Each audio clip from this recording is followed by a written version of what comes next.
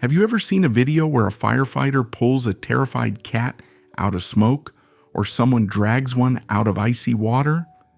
Our hero, wet and trembling, ends up in the rescuer's arms. And in that moment, we expect a miracle. We expect them to look up with eyes full of joyful tears and say thank you. But instead, most of the time, we see pure terror and a desperate urge to run away. And a thought creeps in. Was our effort all for nothing? Do they not understand that we just gave them their whole life back? Let's dig deeper today and figure out what's really going on inside a rescued cat's head and whether they can actually appreciate the good deed. Hello, dear friends, and lovers of all things fuzzy and mysterious. Welcome back to the channel. Today we're talking about something you rarely think about in the daily rush. We often see cats as independent, even slightly aloof creatures. But when trouble hits, we rush to help without a second thought. Later, when it's all over, we're left wondering, does he even appreciate it? That same whiskered loaf who's now calmly grooming himself after all that stress. This matters, not just for our ego, but for understanding our pet's psychology. How we interpret their reactions shapes our future interactions and their ability to trust us again. Let's get one thing straight right away. We're not projecting human feelings onto a cat. As much as we'd love to believe a cat sits there thinking, "Oh, John, my savior, I owe you for the next 9 lives." That's just not how it works. A cat's brain is wired differently.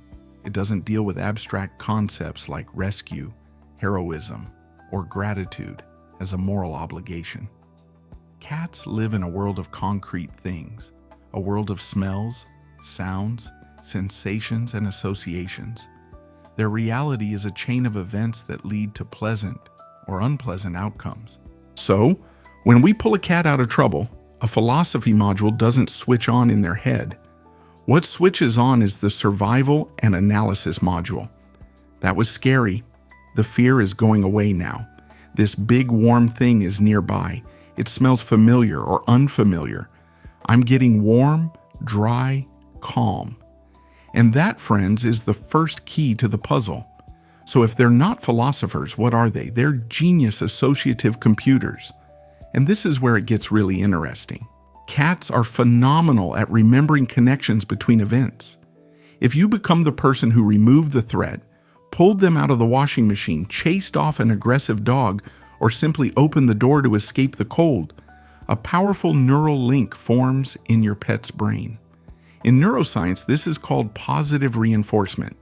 You are no longer just the one who brings food. You are the one who turns terror into safety. That's a much deeper bond. Imagine a kitten with its head stuck in a jar. Panic. The world shrinks to a metal prison. You carefully risking scratches, free them.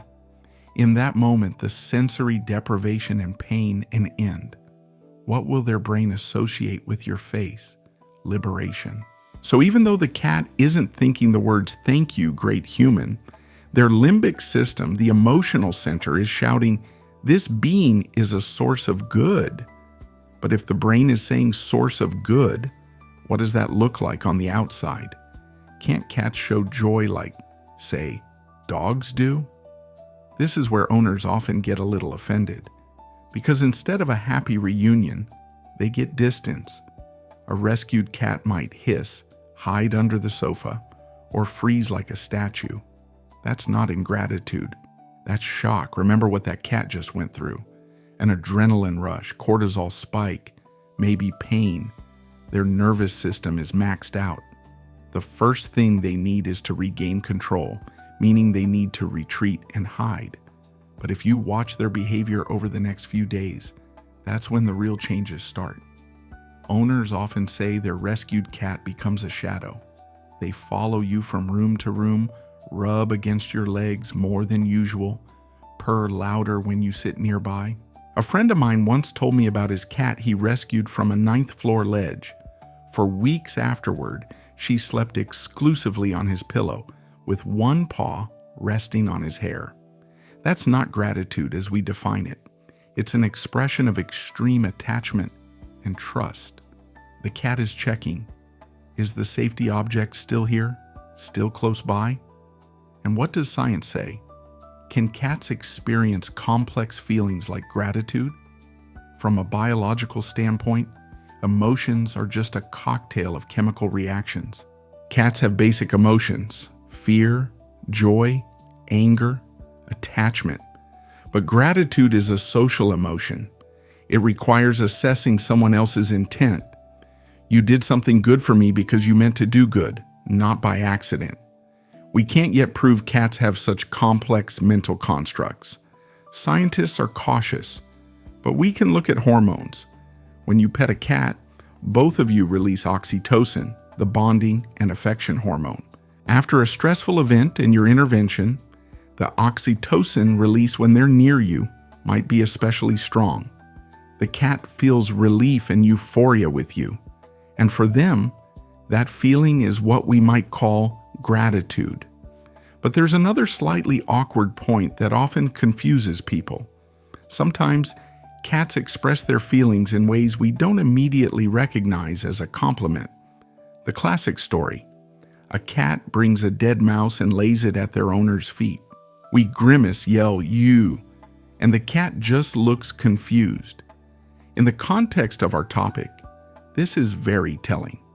When a cat brings you prey, especially after you've shown them care, fed them, healed them, rescued them in their world, this is the highest form of recognition.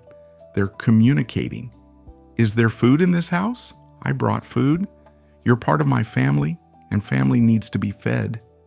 In the wild, mother cats teach their kittens to eat by bringing them semi-live prey. By bringing you a mouse, the cat is treating you like a somewhat clumsy but beloved kitten. If your cat, after some incident, starts intensely rubbing their face on you, leaving pheromones on your clothes, that's also a signal. You smell like safety. I'm marking you as mine, so everyone knows you belong to me. And of course, the biggest factor is the cat's individual personality. There are extrovert cats who, after being rescued, will climb onto your shoulders and purr like a tractor. And there are introvert cats with difficult pasts who might still fear an outstretched hand 6 months later. The gratitude of a feral or semi-feral cat you've nursed back to health might simply be that they allow you to be nearby at a certain distance. For them, that's a massive step. If we expect the standard cuddles, we'll be disappointed and might even think, why bother rescuing again? And we can't let that happen. So what's the takeaway? Do cats feel gratitude? If we're talking about gratitude as a complex, conscious human feeling, probably not. They run on a different operating system. But if we're talking about gratitude as a deep, chemically reinforced attachment, absolute trust, and a desire to be near the one who brought safety and calm in the scariest moment, then yes. And that feeling might be even stronger than our polite human version of thanks. It's instinctive, pure, and real. So next time you rescue your pet or even just open a door for them on a cold day, pay attention. They're thanking you, not with words, but with every little action. The way they squint their eyes looking at you, the way they knead your knee, the way they come to sleep at your feet. They're saying thank you in their own language. And our job is to learn that language and respond in kind. Friends, have you ever had a moment where you rescued a cat or maybe a cat rescued you? How did they act afterward? Share your stories in the comments. It's always incredibly interesting to read. And remember, any rescue starts with paying attention. Take care, look after your whiskered companions, and remember, to them, you are the hero. Subscribe to the channel so you don't miss more episodes about the mysteries of cats. See you soon.